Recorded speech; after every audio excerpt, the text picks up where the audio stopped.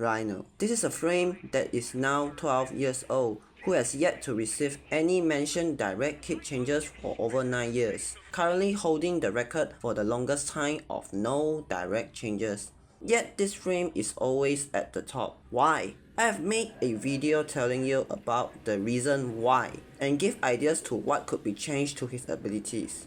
But wait, you already made 3 of them. Why you need to make another? You know, perfectionist. I always felt like my ideas aren't good enough after a short period of time and I still have room to improve it. Not that I want perfect ideas, but I want an idea that is the best that I can come up with. Speaking about that, no matter how good that time the idea is for me, I always forgot to consider about a crucial part that Rhino is always missing. The final touch he deserves after so many years. As I have mentioned in the first episode of Into the Design, Rhino is a frame that is capable of having 4 S-tier abilities at once as you slowly understand him, with his 2nd, 3rd and 4th being utterly insane at its respective category. He can even elevate many subsumes into another level due to how they interact with his kit, and despite that, his base kit is always the go-to when it comes to what defines Rhino the most, and subsumes are not needed to get the most out of him. If you play Rhino long enough, it is easy for you to realize something as long as you pay attention to his abilities. Rhino's base kit has that nuance that makes his kit complete. There's always one thing that he just doesn't have: direct ability synergies. Many incredible kit designs in Warframe boast well thought out synergies, not making them over reliant on set synergy, but to push them towards a goal they want to achieve. Rhino, despite having one of, if not the most well designed kit, is the very antithesis of synergistic kit design. All Rhino's abilities are complete standalone. The intended synergy he had simply did nothing to elevate his kit, which leads to the current synergy.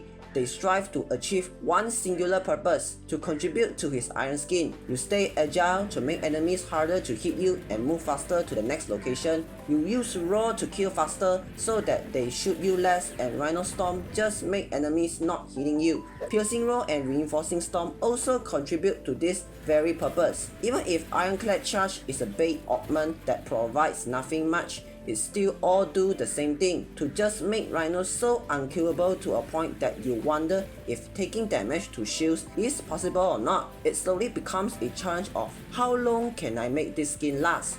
20 minutes? 1 hour? How long did I want it to be? It becomes incredibly over the top, almost comical when you decided to pay just a bit of attention. And y'all think Revenant is broken enough in durability already? But why this only happens on Rhino? There must be other frames who are also like this, right? When we look into many frames these days, when they all sort of just strive for one purpose or a few, they have a consistent theme, things that they excel at. And even though some abilities branches out and able to do something in the meantime, the player can almost tell that what their general gameplay is by spending some time with them. Rhino, on the other hand, also had this kind of design until you finally dive deeper into him. Like I said before, Rhino had 4 individually insane abilities but standalones. While the design ultimately makes him distinctively him, but it always lacked that sort of quote-unquote feel. It's not common or much incentives on using all of its base abilities at the same time, and thus this overly simplistic and a very practical approach made him quite boring in terms of quote-unquote engagement at times, unless augments are factored in. Anyways, enough yapping. What is my main intention of the changes? I want to emphasize the very idea of Rhino being a juggernaut, a force to be reckoned with. His kit already emphasized on taking damage and asserting pressure to his enemy, which should be amplified further, and the changes should be thematically fitting, which leads to his new passive. Hitting enemies with Rhino Stomp or receiving damage gradually increases the strength of his muscles and his will, dealing up to 50% more damage and cast abilities 50% faster. Decays gradually after not taking damage or hitting enemies with Rhino Stomp for 6 seconds. Taking damage grants 5% damage and speed per second for 2 seconds. Hitting enemy with Rhino Stomp grants 2.5% damage and speed per enemy hit and decays at a speed of 5% per second.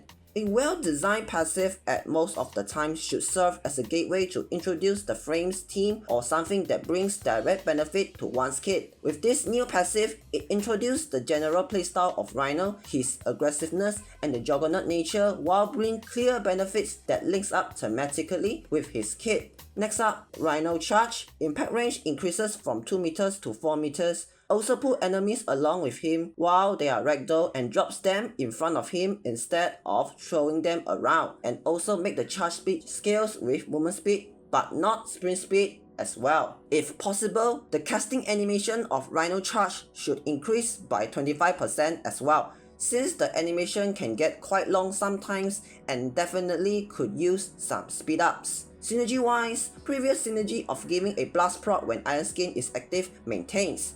Now additionally provide one of these two synergy as well. 1. Each blast proc applied by Rhino Charge grants you set 5 energy and makes them had a 25% chance on dropping an energy orb when killed within 6 seconds after impact. 2. Enemy struck by Rhino Charge has a 25% blast status chance for 10 seconds, scales with strength. I like both ideas, but I do prefer first over the second one. While more damage is nice, but I feel that it comes a little bit too cheap, which, not very fitting for a thoughtful suggestion. The change is to make it more comfy to use without resulting in using high casting speed and make it more practical in use while provide benefit outside of just movements and low level nuking. Iron Skin, mostly unchanged.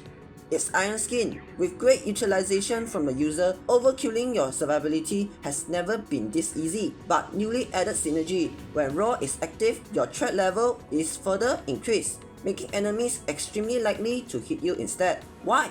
Raw in a sense means a being's anger being expressed, which also means that you are going to be more aggressive, and also increased aggro also rewards you on being aggressive and incentivize such playstyle even more. And then Raw. This is going to be a big ask, but I had to at least say it out. First, the straightforward method. Raw increases from 50% to 75%. While Rhino had some incredibly insane DOT damage, he always kinda just bad at direct damage increase, which I think could use a bit of changes, aka 25% more value to it, while not making his DOT prowess way too strong. Plus, Mirage got the fixes to Eclipse as well. Maybe Rhino could use a bit of that as well. Or it could be this instead. You can still let Raw to be 50%, but now gives Rhino an additional 25% flat status chance for weapons only, which scales with strength and is only specific to Rhino's Raw. His allies can benefit from it as well as long as they get the buff. With this approach, you could still let Rhino focus on mostly DOT,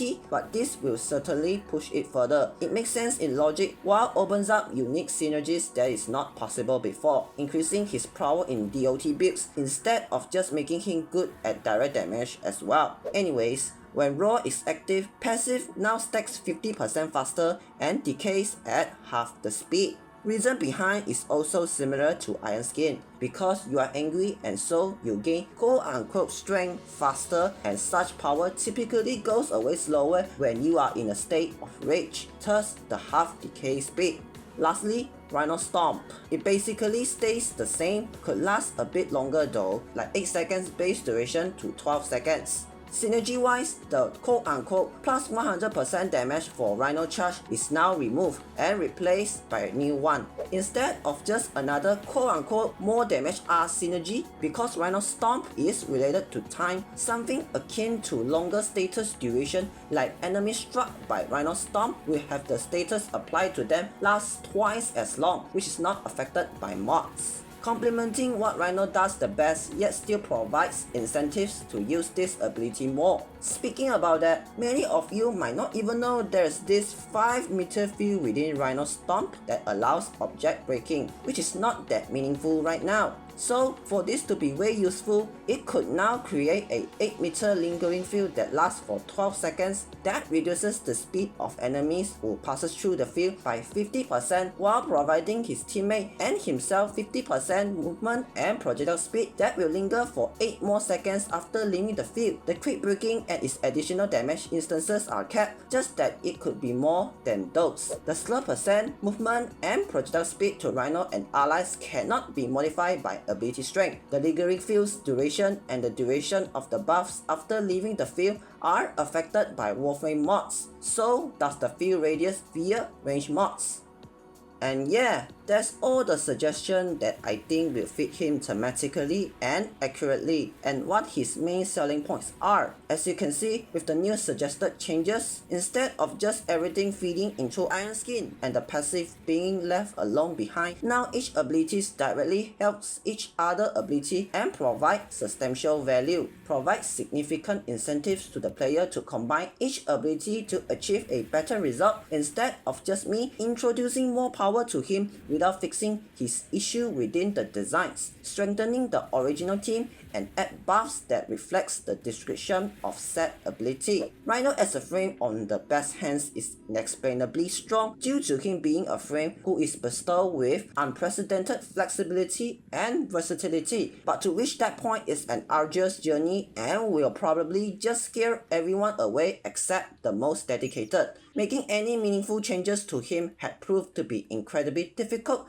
as I had to consider someone like me and still making the buff meaningful for others who just picks up Rhino and know almost nothing about him and just want to mess around. But still, this is my take on fixing his ability standalone problem when it comes to provide direct synergies. The synergy that each ability provided to Rhino will certainly elevate his kit more and breathe new life to his quote-unquote straightforward and simple kit for the second time in years. That's all I guess. If you like the idea, could type out your thoughts as well. See you all next time. Bye.